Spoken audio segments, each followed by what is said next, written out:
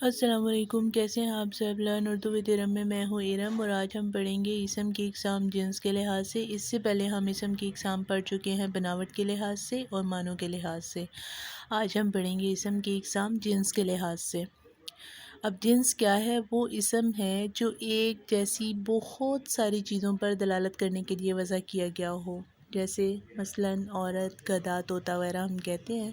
یعنی کہ اس میں بہت ساری چیزیں ہیں، اس میں جو ہے وہ ایک جنس کے اوپر بات کی جا رہی ہے، بہت ساری چیزوں کے اوپر بات کی جا رہی ہے، بہت سی چیزوں کی دلیل دی جا رہی ہے، ٹھیک ہے؟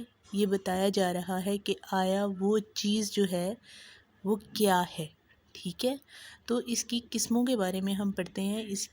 اس میں جنس کی دو اقسام ہیں، ایک کو مونس کہتے ہیں اور دوسرے کو مذکر کہا جاتا ہے۔ مونس وہ اسم ہے جو مادہ کے لیے استعمال ہوتا ہے، ٹھیک ہے؟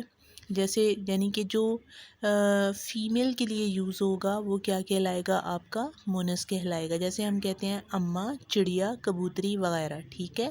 جو فیمیل کو ظاہر کر رہا ہے، جو مادہ کو ظاہر کر رہا ہے، وہ کیا کہلائے گا؟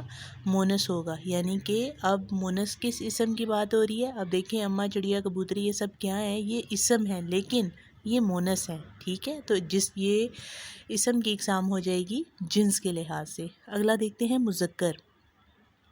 مذکر وہ اسم ہے جو نر کے لیے استعمال ہوتا ہے، جیسے ابا، چڑھا، کبوتر۔ اوپر جو میں نے آپ کو مثالیں دی ہیں مونس کے لیے، سیم ویسی اگزامپل آپ کو دی ہے مذکر کے لیے، جیسے اماں سے ابا، چڑیا سے چڑا اور کبوتری سے کبوتر وغیرہ۔ یعنی جو ہم نر کے لیے استعمال کریں گے، جو میل کے لیے استعمال ہوگا، وہ ہمارا کیا کہلائے گا؟ مذکر کہلائے گا۔